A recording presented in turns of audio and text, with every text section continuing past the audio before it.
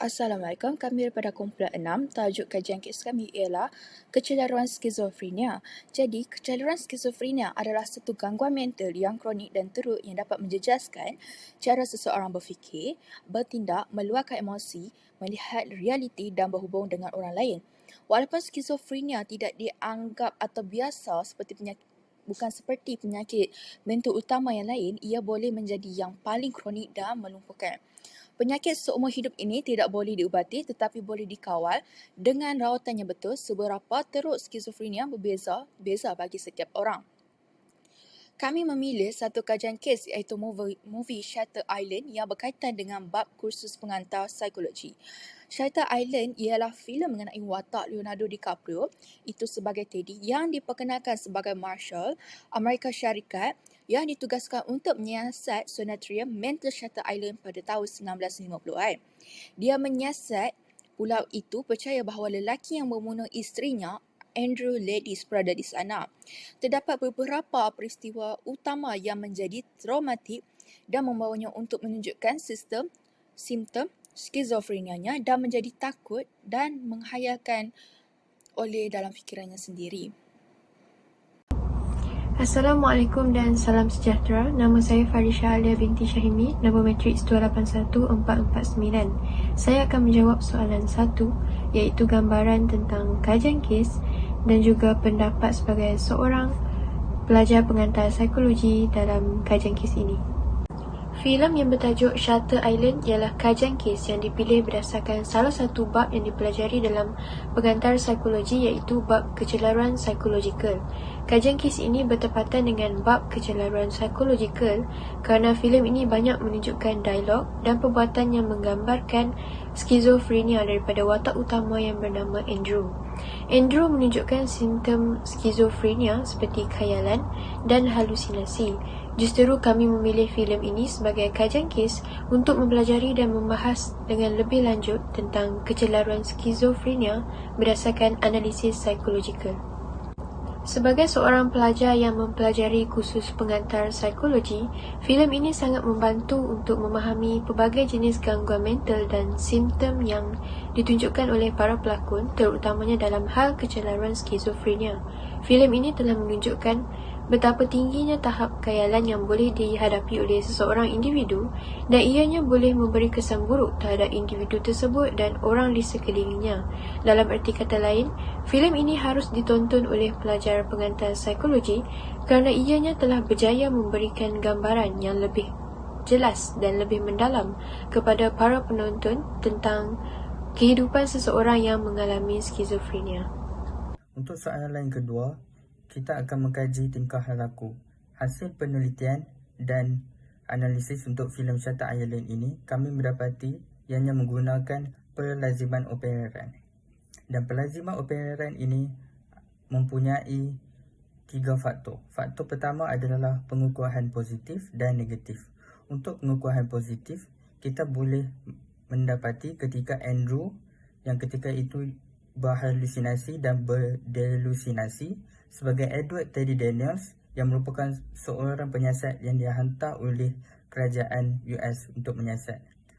Dr. Crowley juga dan Dr. Sheehan terus mengisi konspirasi untuk dirinya.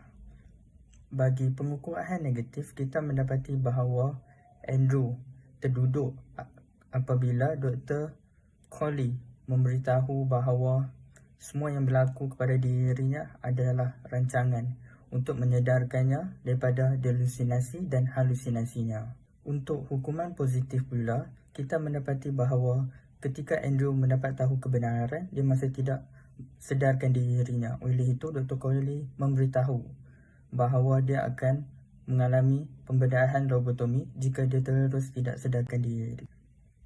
Untuk hukuman negatif pula, kita boleh mendapati apabila Andrew yang memegang pistol ketika itu mahu menembak Dr. Crowley dan Dr. Crowley bertindak untuk membiarkan Andrew untuk menembaknya. Dan apabila pistol itu ditembak, ianya didapati hanya pistol mainan.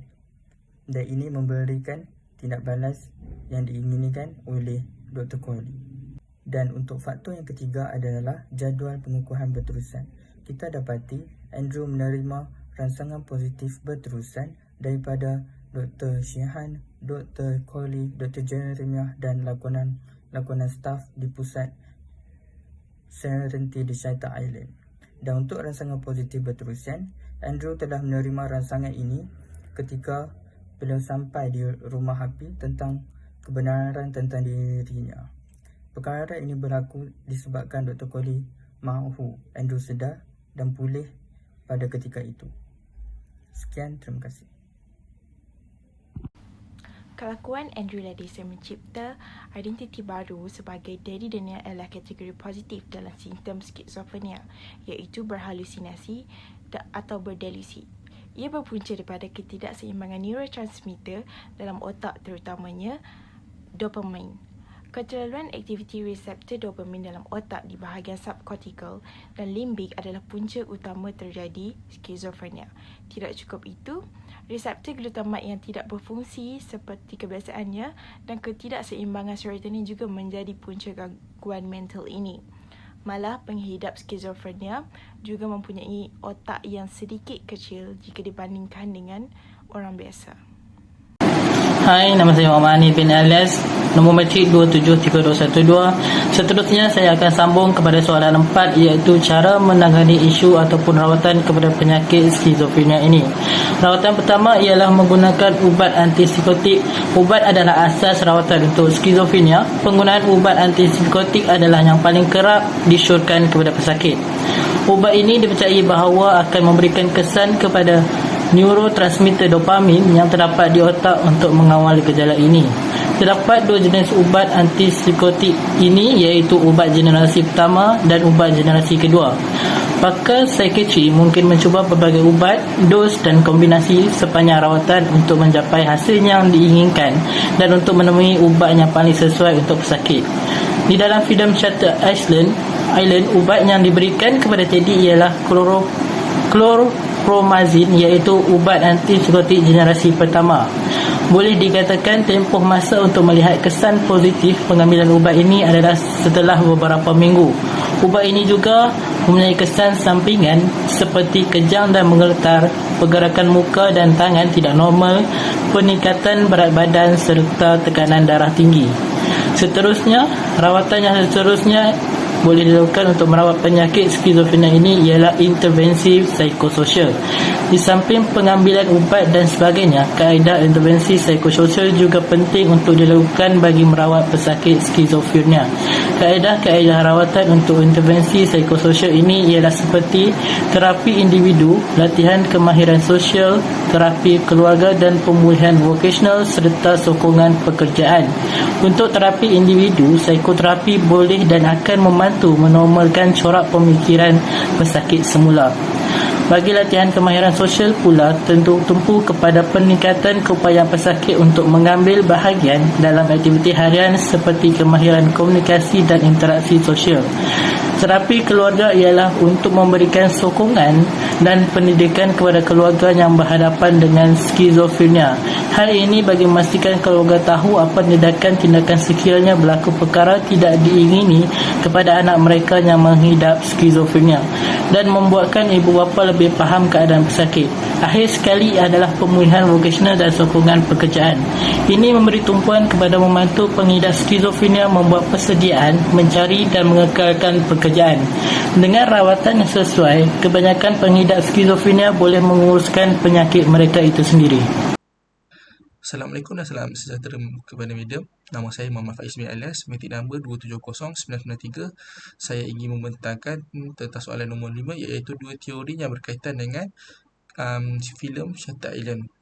Okey, teori yang pertama yang saya mengenal dan yang dikenal pasti ialah teori psikoanalisis yang dikembangkan oleh Sigmund Freud, yang berpendapat bahawa tingkah laku dan emosi manusia didorong oleh konflik tidak sedar dan ingatan yang ditindas.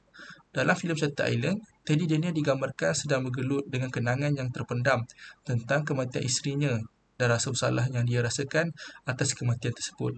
Filem ini mencadangkan bahawa emosi Teddy dan penyiasatan terhadap kehilangan pesakit kedua didorong oleh keinginan tidak sedar untuk menerima ingatan yang terpendam ini. Konsep minda yang dibahagikan menjadi 3 bahagian dalam teori psikoanalisis, iaitu sedar, prasedar dan tidak sedar juga digunakan dalam filem ini untuk menjelaskan bagaimana ingatan dan emosi Teddy yang terpendam mempengaruhi tingkah lakunya. Di akhir pengakhiran filem ini menunjukkan bahawa Teddy sebenarnya adalah pesakit di rumah sakit dan penyiasatannya adalah satu bentuk terapi. Sejajar dengan konsep psikoanalisis tentang penindasan dan peranan terapi dalam membantu individu menghadapi dan bekerja melalui ingatan dan emosi yang terpendam. Teori yang kedua yang kami kenal pasti ialah teori kognitif tingkah laku psikologi yang menekankan peranan pemikiran dan kepercayaan dalam membentuk tingkah laku juga terdapat dalam filem ini. Filem ini menggambarkan Teddy sedang bergelut dengan halusinasi dan pemikiran khayalan yang merupakan gejala utama skizofrenia. Filem ini mencadangkan bahawa gejala ini disebabkan oleh pengalaman traumatik, khusus kematian isterinya. Menurut teori ini, pemikiran, kepercayaan dan sikap kita memainkan peranan utama dalam membentuk tingkah laku dan emosi kita. Pengidap skizofrenia memiliki cara yang berbeza untuk mentafsir dunia di sekitar kita. Dan perbezaan tafsiran ini membawa kepada perkembangan pemikiran delusi dan halusinasi. Dalam filem ini, pengalaman traumatik Teddy dan kematian isterinya dipercayai telah membawa kepada pemikiran khayalan dan halusinasi. Terapi yang diterima oleh Teddy dalam filem itu bertujuan untuk membantu memahami kecelaruan kognitif yang mendorong kepada khayalan dan halusinasi dengan mengenali, mencabar dan mengubah corak pemikiran dan kepercayaannya. Di akhir filem ini menunjukkan bahawa keseluruhan penyiasatan adalah satu bentuk terapi dan Teddy bukanlah seorang marshal Amerika Syarikat, tetapi dia merupakan seorang pesakit di hospital. Juga sejajar dengan teori tingkah laku kognitif yang menunjukkan bahawa cara seorang mentafsir dan memahami pengalaman mereka dan cara mereka memikirkannya adalah yang membentuk tingkah laku mereka. Sekian dari saya. Kesimpulannya, filem Shutter Island yang menceritakan tentang Andre Lady sebagai watak utama yang menghidap skizofrenia. Dia sentiasa melakukan sesuatu secara tidak sedar yang berkembang daripada khayalannya. Ketidakmampuan mental akibat pengalaman traumatik membuatkan dia mencipta watak baru dalam fikiran. Keadaan ini berlaku apabila dia tidak dapat menghadapi realiti dari segala ingatan tragis dalam fikirannya. Jelas sekali skizofrenia adalah gangguan mental yang serius di mana orang mentafsirkan realitinya secara tidak normal. Skizofrenia boleh mengakibatkan beberapa kombinasi halusinasi, khayalan dan pemikiran dan tingkah laku yang sangat tidak teratur yang dapat menjejaskan fungsi harian dan boleh melumpuhkan. Pengidap skizofrenia memerlukan rawatan sepanjang hayat. Sekian, itu sahaja pada kumpulan kami. Terima kasih.